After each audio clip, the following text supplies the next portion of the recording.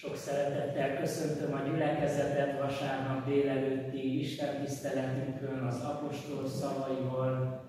Kegyelem nektek és békesség Istentől, ami Atyánktól, és az ő fiától, ami Urunk Jézus Krisztustól, aki adta önmagát a mi bűneinkért, hogy kiszabadítson minket jelen való gonosz világból, Istennek, ami Atyánknak akarata szerint, kinek dicsőség mindörökkön örökké. Amen. Vasárnap reggeli istentiszteletünk kezdéseként énekeljük, keresztény testvéreim, Istenünk dicsőségére énekeskönyvünk 163-as számú kezdő dicséretét. Énekeskönyvünk 163. kezdőénekének első verse így kezdődik. Te rólad szent dicséretünk, nagy Isten, téged tisztelünk.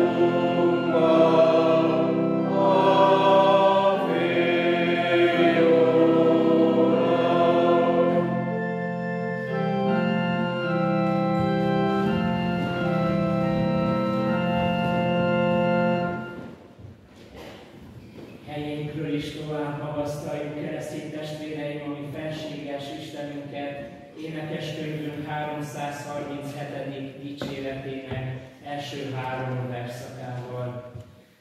337-es dicséret első verse így kezdődik.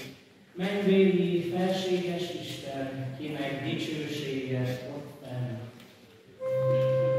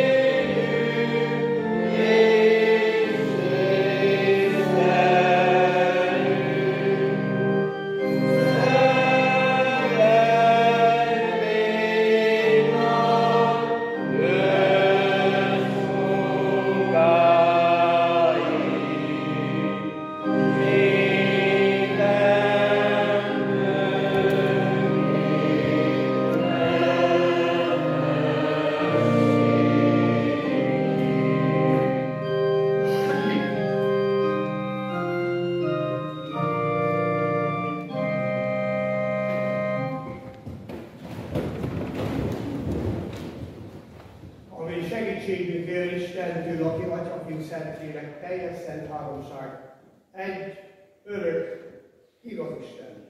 Gnade sei mit euch, von Vater und von Sohn Jesus Christus und vom Heiligen Geistes. Amen. Keresztény gyülekezet, kedves testvér az Úrban, valljuk meg hitünket, mondjuk el együtt közösen az apostoli vallást. Hiszek egy Istennel, mindenható Atyában, mennek és földnek teremtőjében. Hiszek Jézus Krisztusban, Isten egyszerű fiában, a mi Urunkban, ki fogadtatik Szentlélektől, születik Szűz Máriától, szenvedett Pontus Pilátus alatt, megfeszítették, meghaladt és eltemették. Száll a halálokra, harmadnapon halottaiból feltámad, felméne mennyekbe, ott ül az Atyaisten jobbján, onnan részen erővel igényli eleveneket és dolgokat. Hiszek Szentlélekben, hiszek egy közönséges keresztény anyaszentegyházat, szentek egyességét, bűneinknek bocsánatát, testünknek feltámadását és az örök életet. Amen.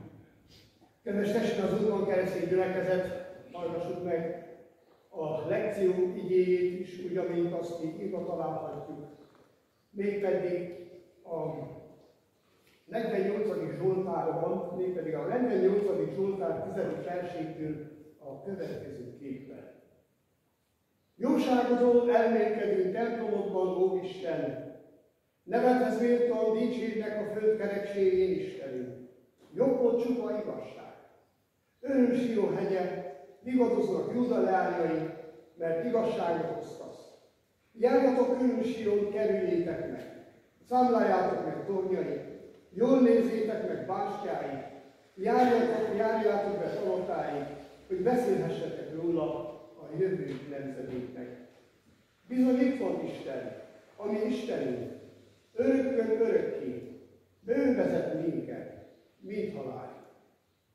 Liebe Gemeinde, höret das Wort Gottes von dem Psalm, Psalm 48, von Vers 10 in folgender Weise.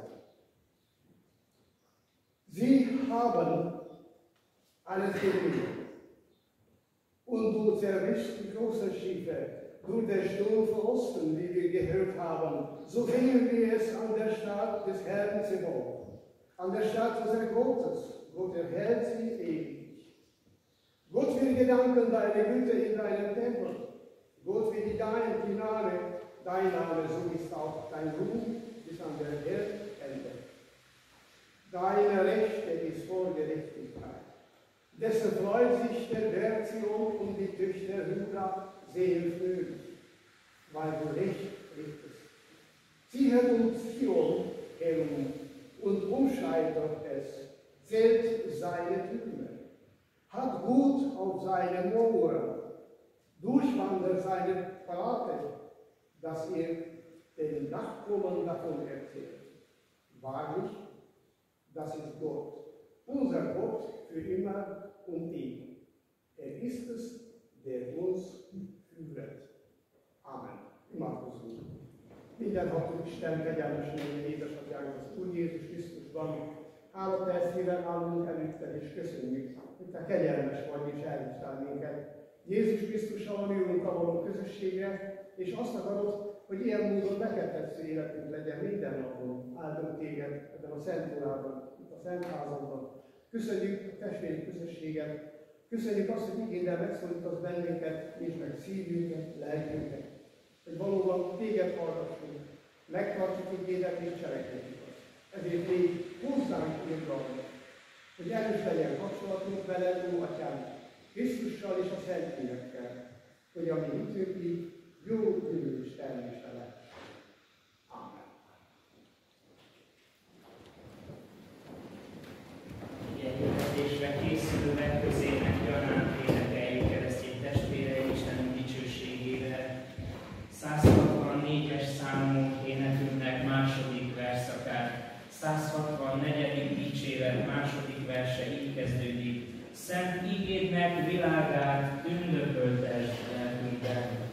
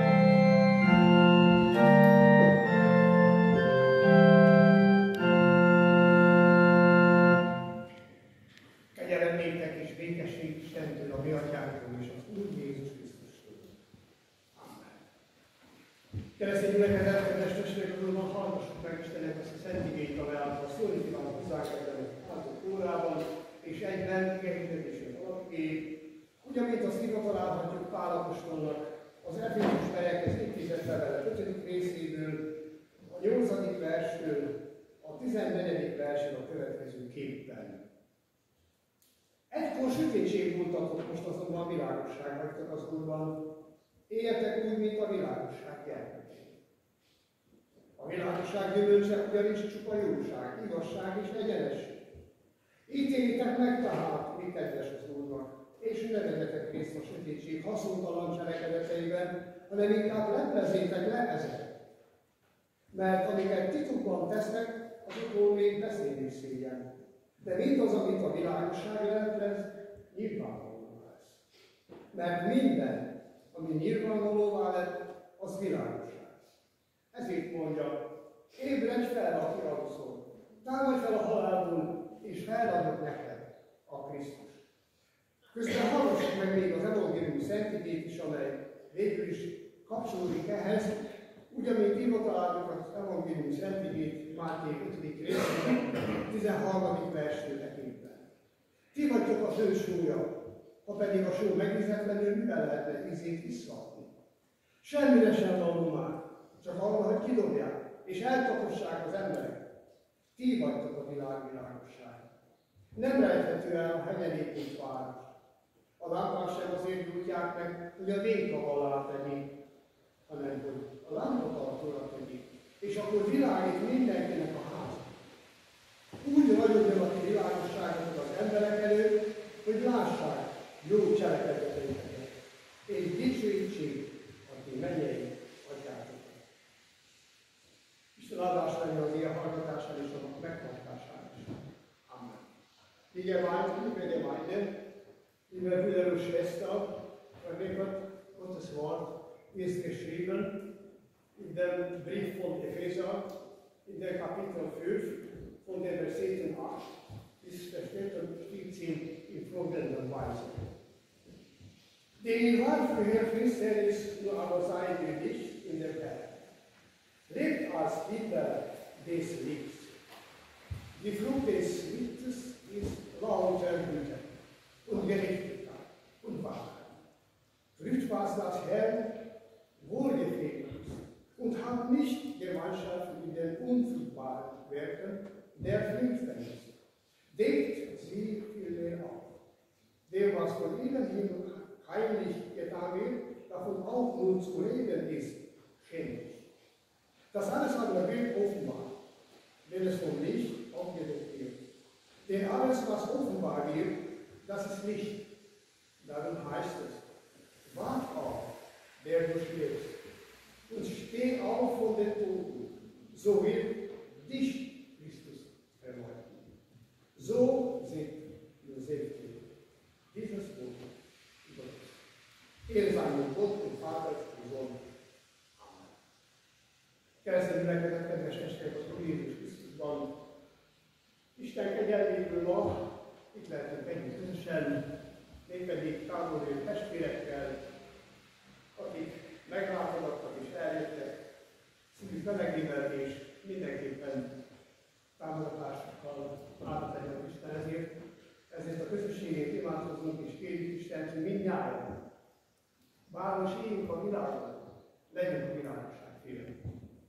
Legyünk a világosság fiai, és ne a sötétségben botorkáljunk, hanem a világosság fiai legyünk, mert Isten most az igében is azt mondja nekünk, kelj fel, aki aluszol. Kelj fel, aki aluszol, aki a hétköznapokban, szürke napokban téglábolsz, botorkálsz ide-oda, és úgy érzed, hogy sötétségben jársz, úgy érzed, hogy az árnyékvilágban valahol csak úgy vándorolsz, ébredj fel, és lásd meg, hogy felhő vagy a Krisztus. És felhő neked is a Krisztus, hogyha felébredsz. Hogyha odafigyelsz Isten szavára, és ha odafigyelünk mindnyájan arra, amit Jézus Krisztus mindig is mindenkor üzen nekünk, amikor azt mondja, én vagyok a világ. A világ világosság. Járjatok világosságot. Máté evangéliumban pedig szintén azt mondja a Szentike, ti vagytok a világ világossága, ti vagytok a fő súlya. És igyekezzetek azt szerint éljetek, hogy megnehézetlenül lassul, hogy éppenséggel el ne takarja a mi bűnei, gyengeségeink a világosság. Mert a világosság minden nyilvánvalóan tesz. A világosság felhúzza a mélyből is, a lehetetlenséget, igazságtalanságot, a bűnöket, minden, nyilvánvalóan lesz minden. Mekkora üzenet ez számunkra. Mekkora szeretet Istentől, hogy bennünket így kiválaszt, és azt mondja, ti akik Krisztusban, ha elfogadtátok, világosságot kaptatok ingyen kegyelemből, és ragyoghattok a világban. Nem dicsekedünk. Ha dicsekedünk, Pál apostol azt mondja, hát ha dicsekedni akarok, akkor én csak az Úrban dicsekedek. Önmagamban én semmi vagyok. Tudjuk, ismerjük a történetet. Én vagyok az első a bűnösök közül. Ő volt az első, az, aki elmondta ezt, világát költötte, és elmondta, hogy a bűnösök közül én vagyok az első. És engedjük, hogy Jézus Krisztus a mi Úrunk valóban a bűneiből megszabadítson, hogy felemeljen bennünket a világ bűnösságából, amely mégis a sötétség uralma van. Nem mondhatjuk azt, hogy ma minden rendben van, minden tiszta, és minden világosság. Hanem igen, a sötétség hatalma, a sötétség urai még dolgoznak, háborúdulnak, emberek halnak meg.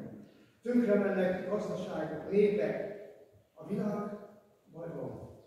Hogy mondjuk úgy, hogy volt egy híres német teológus, aki azt mondta, hogy a világ beteg. Die Welt ist krank. Szükség van megváltásra. Szükségük van arra, hogy valaki megmentse bennünket, és kivezessen a sötétségből az árnyékból a fényre. Fénynél nincs élet. Legjobban tudjuk, így vidéken, mezőgazdaságban, növénytermesztéssel foglalkozó fény nélkül nincs élet, fény és víz. Annélkül nincs élet, sötétségben minden elsápadt, elhelyezett, elpusztult. Világosságra, fényre van szükségünk. Felragyogott a Krisztus. Így hát mi is áldott és jó gyümölcsöt kell teremtünk, azt mondja a mai Szentége számunkra. Azt mondja, éljetek úgy, mint a világosság gyermekei, és teremjetek áldott és jó gyümölcsöt, a világosság gyümölcseit, amely ugyanis csupa jóság, igazság, egyenesség.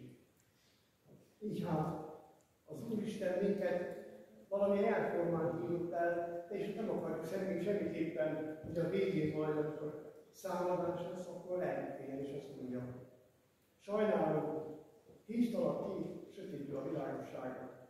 Hívtalak Jézus ösvényeire, hívtalak a kedves, keskeny útra, amely ugyan a fény útja, a világosság útja, keskenyek és kevesen járnak rajta. Van egy széles út? Azon sokan járnak, de az nem a megváltás felé, az nem az üdvösség felé vezet, hanem talán a semmibe. Akik úgy élnek és azt mondják, hogy jó lesz nekem így is, vagy akkor a tudós, bölcs, tanul, és valami erő ahhoz, hogy én járok magam utain. Minek nekem Krisztus, minek nekem Isten, meg vagyok én jó magammal. Igen ám, de ez nagyon téves, mert mi azt mondjuk Galásánban, hogy Immanuel, hogy velünk van Isten. És Isten beleszvetett a világot, és itt ért velünk, és mi láttuk a dicsőségét, ahogy János Szent Apostol mondta, mi láttuk az egy dicsőségét telve kegyelemmel és igazsággal. Ez van, mi éltetünk el bennünket, és nem akarja az Isten elveszni, mert azt akarja, hogy örök életünk legyen. És éppen ezért a mai igében nagyon érdekes, és nagyon fontos nekünk tudjunk azt, hogy egy pár gondolatban milyen fontos az, hogy mi valahogy úgy próbáljuk a sötétségből kilépni, és termünk meg a világosságot gyümölcseit, hogy mi gondoljunk arra, hogy Isten bennünket megkereszt. Meg vagyunk keresztül. Most egy jó gondolatot mondott csak Luther Mártontól, biztosan tudjuk ki az. Luther Márton volt, aki mindig azt mondta, hogy amikor bajban vagyok, amikor mélyponton érzem magam, amikor érzem, hogy nagy a támadás, világi, lelki, amikor az ördög megtámad engem, akkor egy dolgot mindig elmondhatok, felemeltően, nyitott lélekkel, Isten segítségével mindig azt mondom, hogy meg vagyok keresztelve, és minket ahhoz, meg vagyok keresztelve. És ez neki rengeteg nagy erőt adott, mert valóban úgy van, hogy mi belekeresztelkedünk Krisztus halálában, feltámadásában, és aki hisz ő benne, annak örök élete van. Aki keresztelkedik az üdvözlő, aki pedig nem az elkárhozott. Nincs más lehetőség. Nem tudunk sokat válogatni, hanem egy utat kell választani.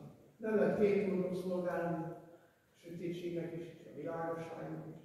Választani kell. Viszont számunkra felvaladva lesz kell. Aki hisz és megkeresztelkedik, üdvözlő. Aki pedig nem, az elkárhozik. Aki szereti a sötétséget, az lassan-lassan elhárvad, és lassan elveszik a mi hírba a semmit. Azonban kerességünk által van egy kiútunk a sötétségből.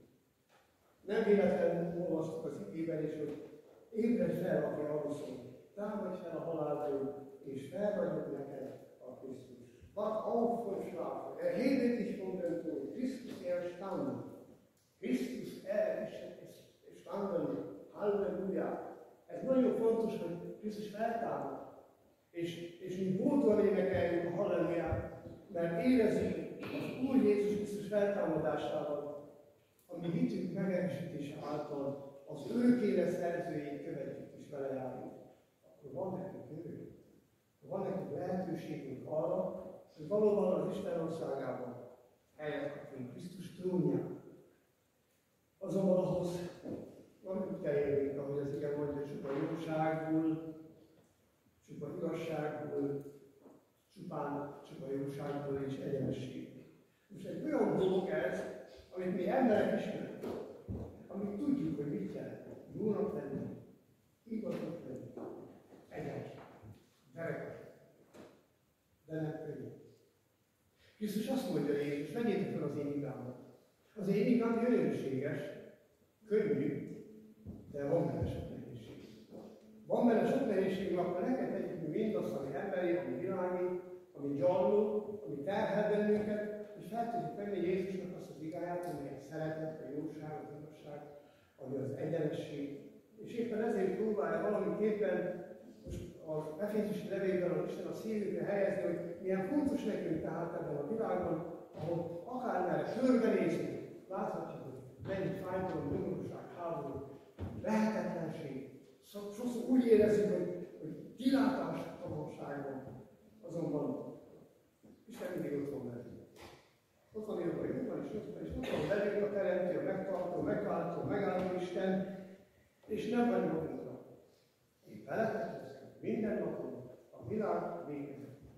Igen ám, de Jézus azt mondhatná nekünk, ha megállítunk, hiszed-e azt?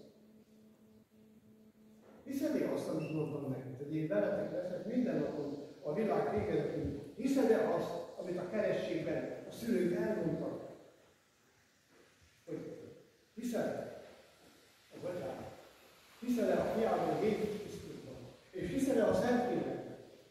És ha azt mondod, igen, akkor a megváltásod ott van segítségül, és a Szentlélek Isten a közönséges vízzel együtt, a keresztség szentségében azt mondja, ne velem szólítottam, enyém van, ne félj. Ez az Isten, ez a mi Istenünk, és az Isten most azt mondja, hogy a világosság gyümölcseit kell nekünk mindenképpen ítélet nélkül, ne ítéljetek, ne ítéltessetek, megteremni, mert a világban és a mindennapjainkban bizony a sötétség jó akkor is sokszor. Az ige is azt mondja, ítéljétek meg tehát mi kedves az Úrnak, és ne legyetek részt a sötétség haszontalan cselekedeteiben, hanem inkább leplezzétek le ezeket. Milyen nehéz ez? Nehéz leleplezni a bűnöket, a sötétségnek, a nyomorúságnak. Ne vegyetek részt a sötétség haszontalan cselekedeteiben. A jóságnak ellentéte a valóság, a rosszaság, a gonoszság, a szűkölködő, így.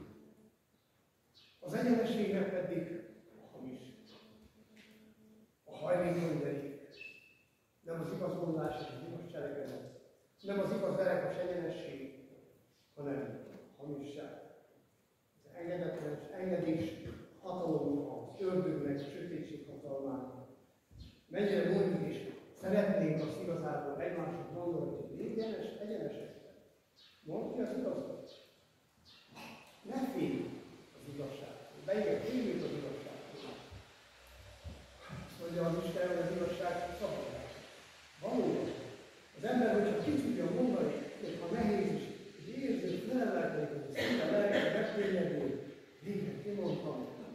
hanem ha haragoznak, hanem ha elítélnek, hanem de ez az igazság. Ki az igazság? Az Úr Jézus Krisztus, aki azt mondja, én vagyok az Úr, igazság és az élet. Hát őt kövessük. Őt próbáljuk felöltözni, mert ő valóban megmutatta a világot. Hogy olyannak kell lenni, legalábbis a követéseinkben kiderül az, hogy azt kell nekünk követnünk, amilyen volt Jézus, amilyen szavakkal illette az embereket, a világot, az üzenetet, a prédikálását, amikor azt mondta, csupa jóság, igazság és egyenesség. Hát Jézus ilyen volt, és most is ilyen közöttünk. És ezért akar minket embereket is, az ő hírei, az ő követői erre az útra rávezetni, és valahogy fölemelni minket, és azt mondja nekünk, hogy leplezzétek le a haszontalan cselekedeteket, a sötétség cselekedeteket. Hát csak úgy tudjuk, hogy ha valóban megvan itt bennünk, ha megvan bennünk az, ami valóban kimondatja velünk, hogy nem félek, meg vagyok keresztelve, az Úré vagyok, enyém vagy, nevetett vagyok, azt mondja itt a Szentírás továbbá, hogy mert amit titokban tesznek az emberek, azokról még beszél és szégyen. De mindaz, amit világosság leleplez, az nyilvánvalóan lesz, és az már megoldódik. Az vagy így vagy, de többé nem lesz szégyen. Isten pedig erre hív minket. Ébredj fel, aki arról szól. Ébredj fel, aki nem látod, hogy körülötted mi van. Nem látod az Isten világosságát. Nem látod azt, hogy Isten az ő szeretetével mindig és mindenkor felemel, és bizalmában fogad minket. Nem taszít el. Mi emberek elfordulunk tőle, és sokszor keressük azt, hogy amikor bajok vannak, amikor katasztrófák vannak, hogy éppen a háborúban azt mondjuk, hol van ilyenkor az Isten? Isten ott van mindig bennünk. Az ember nyugodtsága az, amikor nem tud dönteni Isten mellett, és amikor az ő igazságát próbálja, az ő igazságáról akar beszélni, azt próbálja ragyogtatni, vagy azt próbálja elmondani az embereknek pedig. Lehet, hogy a sötétség haszontalan cselekedetek az. Sőt, biztos. Azonban az Isten mindig odalép mellé, leleplezi a sötétséget, leleplezi a haszontalan cselekedeteket, és az ő világosságával, igazságával, kegyelmével, szeretetével nyilvánvalóan. Amikor azt mondja a Pál apostol, hogy én vagyok az első a bűnösök között, akkor ugyan lesz történt. Mert hiszen ő üldözte a keresztényeket, üldözte Jézus követőit, vihegyben üldözte, olvassa a Szentírásból, egészen addig, ameddig az Úr Jézus Krisztus meg nem jelent neki, és azt kérdezte tőle, miért üldözöl engem? Te ismersz engem? Persze, Pál nem tud megszólalni, meg tudjuk, hogy mi volt az esetet. Te ismersz engem? Miért üldözöl engem? Azért, mert a sötétség hatalma, az ördögnek hatalma és a rossz embereknek tulajdonképpen a mindenigé eljött keze és hatalma, ezt mit tűnnek. Azonban, amikor Jézus valóban az ő életébe, szívébe belépett az ő világosságban, megvilágosodva, akkor nem tud más mondani is annyit, hogy én Uram, én Isten. Ugye, hogy Tamás. Tamás a hitetlen, amikor azt mondták a tanítványok, örömmel, boldogan láttuk az Urat. Tamás azt mondja, hiszem, ha látom. Ha benne bocsátom a kezeimet, az ő sebeimet, nem hiszem. És megjelent az Úr Jézus Krisztus középen a tanítványok között, ott volt Tamás is, a kettős, ahogy mondjuk a Szentírásban. És amikor Jézus azt mondta Tamásnak, gyere és bocsátnak a kezeidet az én sebeimbe, és légy boldog és így. És akkor Tamás megtette ezt, utána ledonott én Uram, én Istenet összeosott, és Jézus azt mondja, te boldog vagy Tamás, mert te láttál és hiszel. De boldogak azok, akik nem látnak és hisznek, akik nem fogadjuk meg Jézus Krisztusnak a kezét ma, csupán a Szentlélek által, az igében, a szentségekben, az úrvacsorában, a kerességben, ott érezzük és megfogjuk Jézus kezét, és azt mondjuk, hogy igen, te vagy. De én Uram, én Istenem. Hiszed te bennem, Uram. És ez a hit megtart minket, az örök életet. Vajon elhiszünk? Vajon valóban így van? Éppen ezért kell nekünk testvére az Úrban, ennek a mai igének az üzenetére, lelkületére, a Szentlélek által ráépíteni a jövőbe.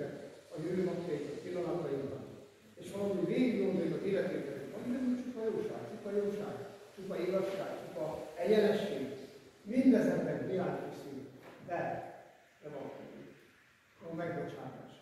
Van, aki képesítesz bennünket arra, hogy igyekezzünk jobbá tenni életünket, jobbá tenni cselekedeteinket, jobbá tenni beszédeinket, magatartásunkat, kapcsolataikat, abban a közösségben, ahol a családközösséggel, az egyházközösséggel, a társadalom közösséggel. Van bennem annyi erő, hogy egyenes legyek, hogy igazat mondjak? Lehet. Csak Istenre kell nézni. Tőle kell várni a teljes. Van nekem erő minden Krisztus. És akkor tudjuk, hogy akkor valóban elindultunk azon az úton, amelyet Jézus kér, hogy teremtétek azt az áldásos gyümölcsöt, amely nem más, mint a csupa jóság, egyenesség és igazság. Mindezek kemény szavak. Mindezek kemény feladatok számunkra, de egyértelmű, tiszta és Istenre és emberre mutató üzenetek, amelyeket valóban úgy kell, hogy elfogadjuk és megtennünk, megcselekedjünk, hogy amit az ige kér, mert amit titokban van, még szégyen is beszélni róla, de mindaz, amit a világosság beleplez, nyilvánvalóan lesz. Igen, azért, hogy nyilvánvalóan a váljék, a jó cselekedet, a jóság, az igazság, és ezáltal az Isten dicsősége is. Ezért testvére az Úrban imádkozunk és kérjük, hogy a mai ige valóban tele áldott és jó gyümölcs van a szívünkben, legyünk mi azok, akik felragyunk. Mert felragyunk a Krisztus. És akkor nem alszunk, hanem akkor felébredünk, hogy mondja így, ébredj fel, aki alszol, és akkor meglátod. Felragyunk neked Krisztus. És Jézus szavai pedig éljen bennünk. Nagyon erősen és minden napon. Úgy ragyogjon a ti világosságot az embereken, hogy lássák a jó cselekedeteiteket, és dicsőítsék a ti mennyei Atyát. Amen.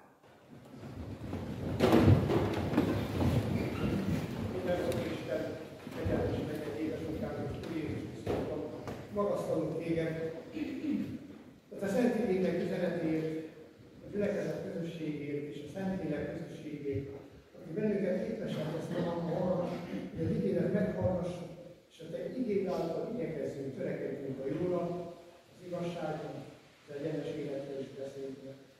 Áldott légy Istenünk, minden életnek Uram. Áldott légy a bizalomért, amely által az ember igen mondani igyekszik. A mára a te kegyelmedből, a holnapra Jézus kegyelméből és a Szentlélek közösségével, mert tudjuk, hogy a ma is, a holnap is, és minden nap az egész világ a tiéd, Ó Atyánk. Áldott légy mindazért, amit cselekedtél a teremtettségben. Áld meg, hogy áldott és jó gyümölcsöt teremhessen a léted. Jóságban, egyenességben és igazságban. Amit tanítasz ma is, a te szent igéből. Legyünk a világ súlya, legyünk a föld súlya, legyünk a világ világossága. Legyünk azok, akik valóban Jézus Krisztus, ami Urunk, aki megváltott minket a halálból, a bűnből, minket megtérő bűnösöket, megmentsen bennünket a kárhozattól, és velünk irgalmasan bánjon az utolsó napon, az árszámoláskor is, amikor azt mondja, nagyon jó édűszolgál, menjen a te atyának örülni. Menjen édesatyának, örüljünk hozzá, fogadj minket kegyelmetben ma is, holnap is, minden napon ezt a gyülekezetet, a testvéreket, akik messzire jöttek majd ide, hogy áld meg munkájukat, közösséget ebben a közösségben és ebben a világban, hogy mindnyájan a te neved dicsőségét szolgáljuk. Az Úr Jézus Krisztusnak, ő által és ő vele, hogy így megnökszülő közösségben éljünk. Te veled, Atyám, a Szentlélekkel és a te fiatal Krisztussal, hogy mindnyájan itt tudjuk magasztalni Atya, Fiú, Szentlélek teljes szentvállalság. Egy igaz Isten. Áld meg a mai napunkat, áld meg ezt a pihenés napját, áld meg minden napjainkat, áld meg a mi munkánkban gyümölcsét, áld meg, Urunk, és erősíts meg a Szentlélek által a mi hitünkben, szeretetünkben, és minden jó cselekedetünkben, hogy a te neved dicsőségére szolgáljunk minden napon, a világ végezetéig. Amen. Kedves testvérek az Úrban, mondjuk el együtt közösen a bűnök Jézus Krisztus imádságát, a mi atyánknak. Mi atyánk, ki vagy a mennyekben, szenteltessék meg a te. Jöjjön el a te országod. Legyen meg a te akaratod, mint a mennyben, úgy a földön is. Ami minden napi kenyerünket add meg nekünk ma, és bocsáss meg a mi vétkeinket, miképpen mi is megbocsátunk azoknak, akik ellenünk éreztek. És ne vigy minket kísértésbe, de szabadíts meg minket a gonosztól, mert tiéd az ország, és a hatalom, és a dicsőség mindörökké. Amen. Felhívom a kedves testvéreknek szíves fogadkozásra, figyelmézésedben azt, hogy Isten megáldja az adományokat, és megáldja a jóban okozó lelket. Mindezeket utána az Úr áldjon meg és őrizze meg titeket. Az Úr világosítsa meg az ő országát rajtatok és körülbelül rajtatok. Az Úr fordítsa az ő országát kifelétek, és adjon néktek a békességet. Amen. Most pedig egy pár szóval tessék belőle, lélezni és összefelelőt foglalni, mégis legyen valami, amivel elmennek innen. Liebe Brüder und Schwestern, Jesus Christus, ich möchte mal hier ganz kurz alles verfassen, was habe ich in dem Predigt gesagt habe. Von diesem Brief von Epheser, was habe ich gelesen? Das ist sehr, sehr, sehr, sehr wichtig für uns, was verkündigt ist für heute uns. Also, die Frucht des Lichtes ist lauter Güte und Gerechtigkeit und Wahrheit. Und deswegen, das Wort Gottes, das sagt weiterhin, dass wach auf, der du schläfst, und steh auf von den Toten, so wie du Christus erläutert. Ja, Christus ist leugnet und ist verstanden, und deswegen haben wir unseren Glauben stärkt sein in der Ewigkeit und in der Gnade von Jesus Christus, der ist erstanden. Gott liebt uns. Und Gott heute sagt uns, liebe Menschen, muss man aufwecken und kommen auf von der Finsternis und der Licht. Jesus sagte, ich bin das Licht. Und wer kommt nach Licht, er ist in der Licht. Und wir sind das Licht in der Welt. Und wir möchten und wir müssen auch so eben leben. Mit der Güte, die hat dieses Wort Gottes gesagt haben heute. Wir müssen, wir sollen auch als die Frucht des Lichtes Güte und Gerechtigkeit und Wahrheit leben. Können wir das machen? Es ist irgendwie einfach oder schwer oder es ist eine große Belastung über uns und über unsere Seele und über unsere Physik. Deswegen, wir müssen beten und auch von Gott immer die Gnade und durch Jesus Christus viel Kraft bieten. Weil es ist eher sehr interessant, ich möchte mal nicht mehr viel erzählen oder einem Menschen sagen, aber in meiner Predigt, was habe ich schon getan? Ich sagte über ein Pelikanenmädchen, können wir sagen, die eine Familie, eine kleine Gruppe, Männer und Frauen und Kinder, sie sind unterwegs in die Richtung zu einem Fluss. Was wollen mit dem Fluss oder mit dieser Sache machen oder was ist hier schwer machen? Ja, er ist vielleicht eine Nachricht über den Taufe. Weil sie sind nacheinander zu diesem Fluss gekommen und nacheinander steigen sie mit dem Atem, mit der Gruppe in den Fluss. Und nun fragt er den alten Mann, der ist, können wir sagen, schon ein Gläubiger oder ein Junge von einem Apostel. Dieser alte Mann, so sagte er, die im Wasser stehenden, zuerst sie an Gott, den Vater, glauben. Dann, ob sie an Jesus Christus glauben. Und schließlich, ob sie an den Heiligen Geist glauben. Nachdem sie alle Fragen mit dem Ja beantwortet haben, und werden sie im Schluss dreimal ganz konkret ab. Und dreimal kommen sie wieder an die Fische.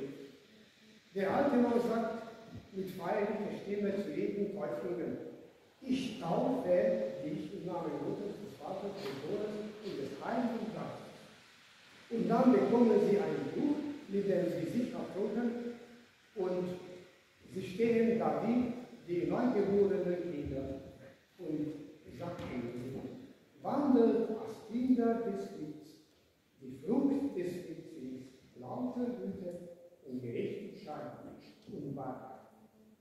Dann setzt der Chor wieder ein: Lieder, wach auf vom Schlaf. Erhebe dich vom Tod. Christ ist erstanden. Christ ist erstanden. Halleluja. Amen.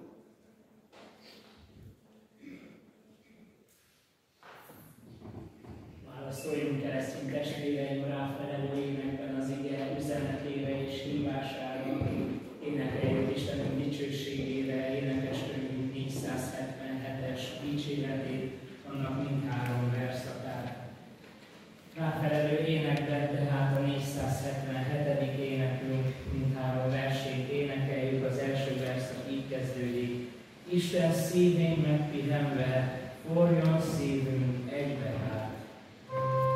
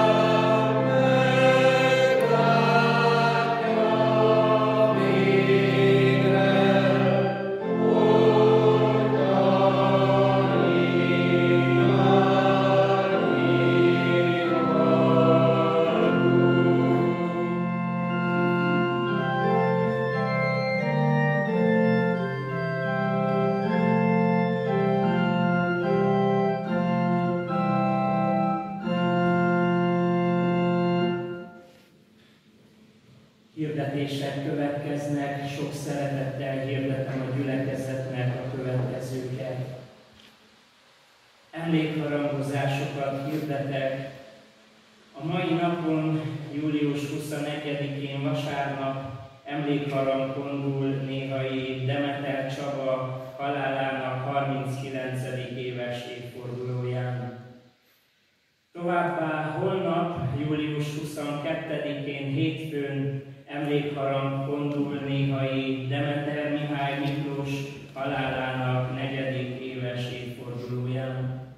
Szintén holnap, július 22-én hétfőn emlékharang kondul néhai Szász Sándor halálának 10. éves évfordulóján. Július 23-án kedden emlékharang kondul néhai Molnár János halálának 10. éves évfordulóján. Továbbá július 25-én csütörtökön emlékharang kondul néhai Demeter Ferenc, a Ferencé halálának 21. éves évfordulóján. Gyászunkban is halljuk meg, testvéreim, Jézus Krisztus szavát. Én vagyok a feltámadás és az élet. Aki hisz én bennem, ha meghal is él, és aki csak él és hisz, nem hal meg soha. Emlékük legyen áldott, nyugodalmuk csendes, és Isten vigasztaló szent lelke legyen az emlékező és gyászoló szívekkel. Hirdetem a gyülekezetnek, hogy a tavalyi évhez hasonlóan idén is jó szívvel szeretnénk csatlakozni a Magyarok Kenyere Alapítvány által szervezett lisztgyűjtő és búzagyűjtő akcióhoz. Tar Bálint váramarosi falugazdász beszámolója szerint rendkívüli érzés látni az örömöt, amikor a kenyérrel vagy az ahhoz szükséges alapanyagokkal eljutnak a gyermekotthonokba, és kioszthatják az adományokat a rászoruló szervezeteknek. Hívom hát a kedves híveket, hogy akik a gyűjtési akcióhoz szeretnének hozzájárulni, szeptember végéig hozzák el adományaikat. Hirdetem a gyülekezetnek, hogy a ma délutáni istentisztelet a vendégeink fogadása kapcsán elmarad. Hirdetem a gyülekezet pénztárába történt befizetéseket. Özvegy Demeter Ilona 130 lej egyházfenntartói járulékot fizetett be, továbbá 50 lej emlékharang adományt és további 70 lej adományt adományozott. Fővényesi Sándor János 260 lej egyházfenntartói járulékot fizetett be, és további 40 lej adományt adományozott. Özvegy Demeter Erzsike 50 lej emlékharang adományt adományozott, és további 50 lej adományt adományozott. Demeter Ferenc 50 lej emlékharang adományt adományozott. Özvegy Szász Ilona 130 lej egyházfenntartói járulékot fizetett be, és további 50 lej emlékharang adományt adományozott. Özvegy Molnár Ágnes 100 lej emlékharang adományt, és további 100 lej adományt adományozott. Hálásan köszönjük adományaikat, Isten áldja életüket. Sok szeretettel és nagy tisztelettel köszöntöm gyülekezetünk körében nagy tiszteletű Könceg Eréb Árpád nagybányai evangélikus nyugalmazott esperes lelkipásztor testvérünket, akinek szeretnénk megköszönni az igei szolgálatot, valamint hogy elfogadta a meghívást, így lehetővé téve, hogy a hollandajkú testvéreink számára is jobban érthető legyen a mai igei üzenet. Sok szeretettel köszöntöm gyülekezetünk körében a Molenász-Grafi vendégtestvéreinket, és szeretném megköszönni mindannyiunk nevében a segítséget és támogatást, amelyet a gyülekezeti ház felújításában kaptunk és kapunk. Nagyon örülünk, hogy együtt tölthetjük ezt a hetet, és ha jól értettem, néhány énekkel is készültek számunkra ezt fogjuk most szeretettel meghallgatni. I would like to extend a warm welcome to our guests, brothers and sisters from Molenarsgraf, and to thank you in the name of all of us for the help and the support we have received and will receive in the renovation of the community house. We are very glad and happy to spend this week together. And if I understood correctly, you have prepared some songs for us, so please come here in front too, that we can hear you better if you want. Sikerül a testvéreknek írni, addig kérem Mesteres Urat tolmácsolja a köszönetünket és köszöntésünket német nyelven is.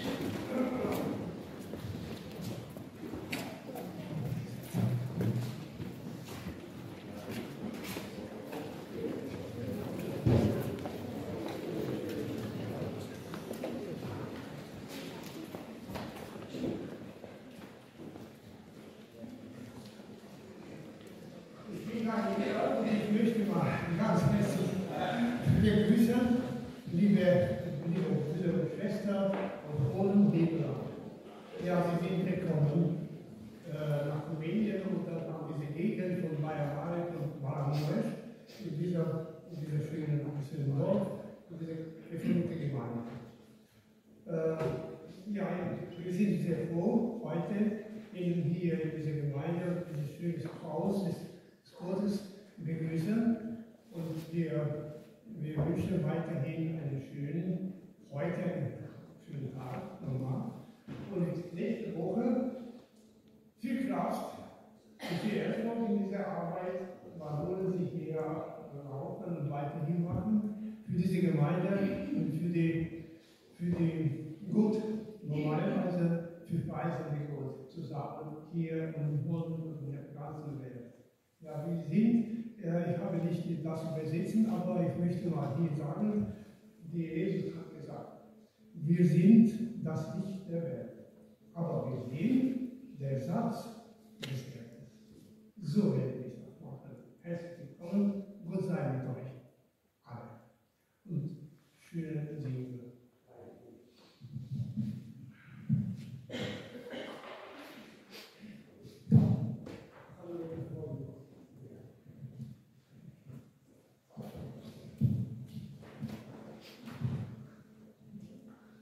Dear community of Bergjes, we are delighted to be here with you this morning. From the moment of our arrival, we have felt the warmth of your hospitality. We are a group of young people from the Church of Molenarsgraaf in the Netherlands.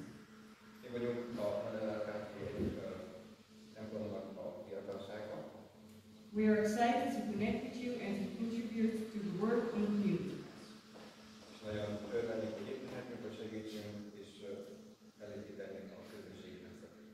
We hope to collaborate closely with you throughout this week and we look forward to getting to know many of you.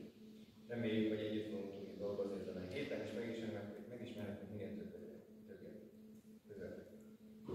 We feel a profound connection with you as we share a belief in the same faith of God.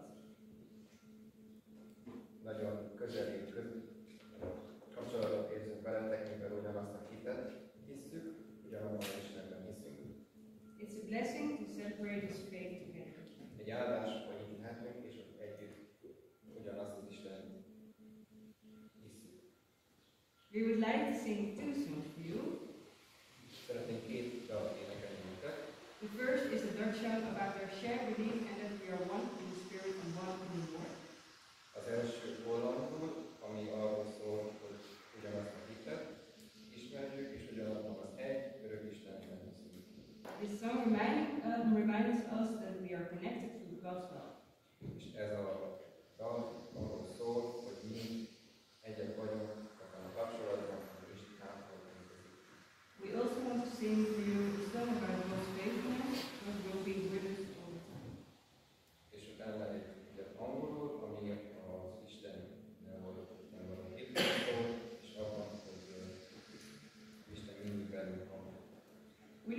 to spending this week with you, working together